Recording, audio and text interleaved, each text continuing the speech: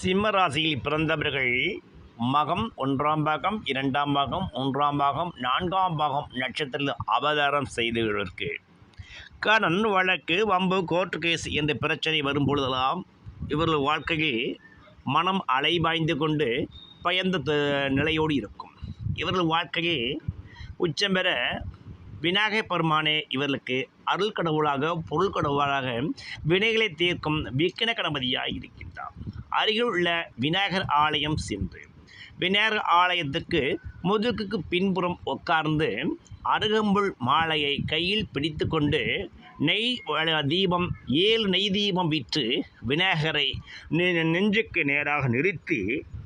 ஓம் க்ளாம் க்ளீம் கம் கணபதியே வரவரதம மதன தானிய சம்ருத்திமே தேகி தாபய சுவாகா என்று மனதார 16 முறை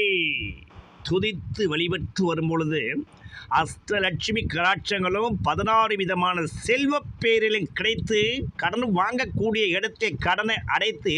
கொடுக்கும் பிள்ளைகளாக மிகப்பெரிய ராஜாங்க சக்கரவர்த்தியாக வருவது நிதர்சனமான உண்மை.